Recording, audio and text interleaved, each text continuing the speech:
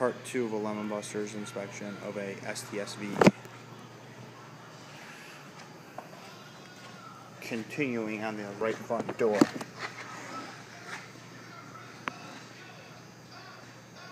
Again, there are multiple scratches in this door. Some are deep, some are light. A good deal of these would probably buff out. The car would look amazing after a good detail compared to how it is now. Come up here is an imperfection in the clear coat. Not sure if that was a peeling situation or what exactly went on there, but there is definitely a section of the clear coat appears to be missing. We have another nick right there. Any typical of a mid 60,000 mile car. This is the type of stuff you tend to see. Moving into the right front fender.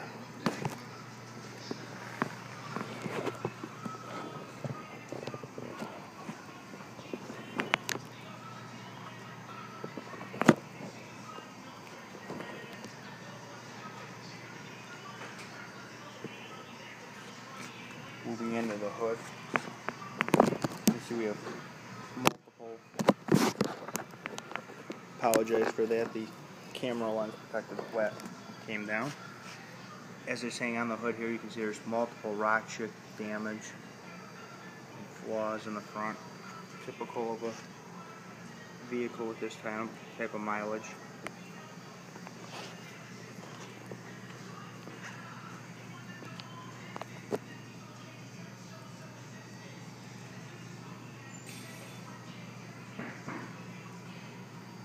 Not all these marks you're seeing on the hood are rock chips. Some of it is dust that's being accentuated by the fluorescent lighting. I just got called up this car from a customer has it. An 09 Mini Cooper S plug-in. But a John Wilson edition. Yeah. See lots of little surface scratches.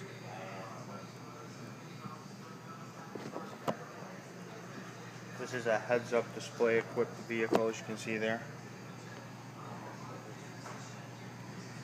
This car does require a special windshield. The windshield does not appear to have any flaws in it, some light scratches.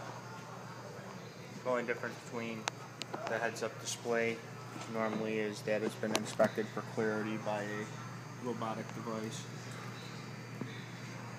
Moving into the roof, you can see on the window trim molding, there's another scratch. Sunroof's in good shape.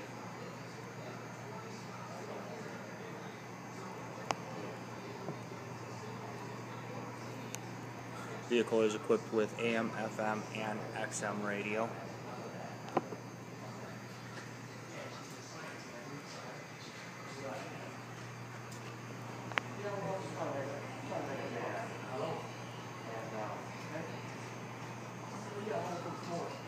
See more light scratches in the roof.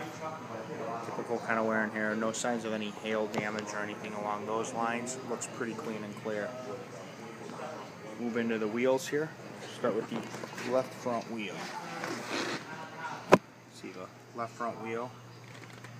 Relatively clear and clean. No signs of a chips or anything along those lines. You can see the big V 4-piston caliper brakes.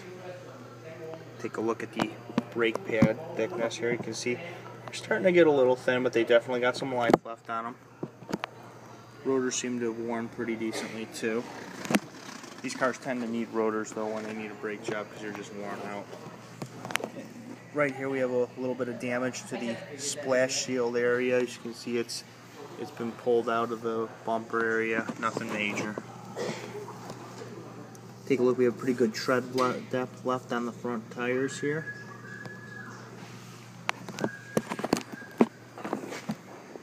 Now move to the driver's side rear tire wheel.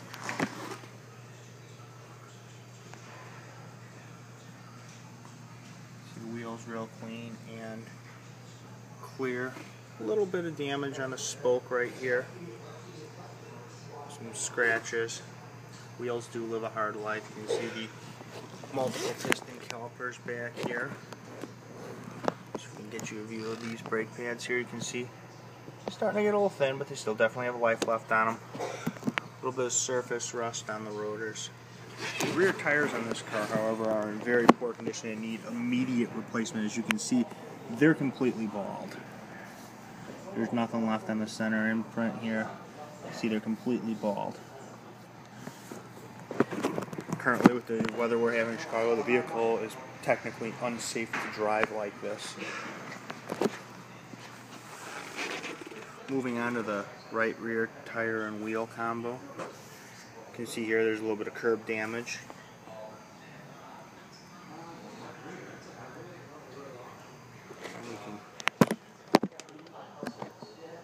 See, the pads are getting a little thin, but they do have life left on them.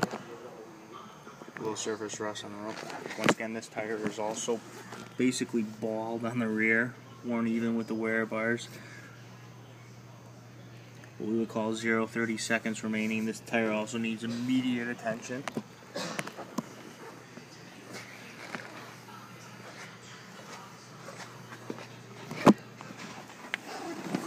Moving on to the right front tire, passenger front tire. See, wheels in pretty good shape. You see a multi-piston caliper. Take a look at our brake pad here. See that? So back it up a little bit here, get a better view of it. There you go. You can see there's still definitely pad left on it. Moving on to the front tire, you can see there's definitely good tread life left on the front tires. This vehicle will need rear tires. You can see here that the underside is in good shape / shields. You can see the shocks and ball joints and struts. Nice shape overall.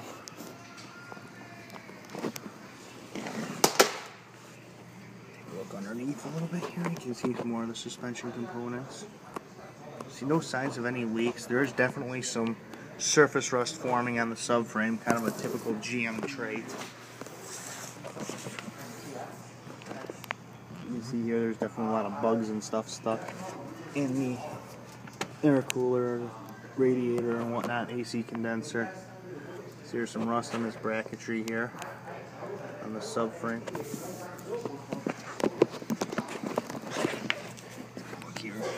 More left front suspension, you see sway bar wings.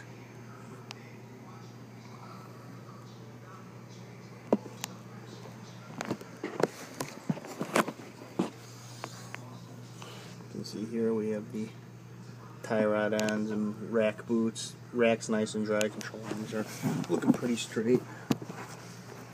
Look up in the engine compartment a little bit here. See, overall it's relatively dry. You can see here the car is pretty clean on the underside, no real sign of rust or anything along those points. Exhaust has got a little bit of surface rust on it, but overall pretty clean underneath here, which is a good sign. The car probably hasn't seen too much foul weather.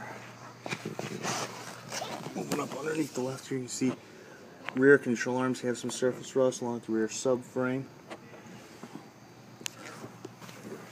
One area that's going to need some service on the rear of this car, as you can see here, that it appears that the axle shaft seal on the differential for the driver's side is leaking some differential fluid. It's not down very much at this point in time, but it will need servicing. Some more surface rust on the subframe, control arms, stuff like that. See, the quarter panel looks pretty straight overall. Same with the trunk floor.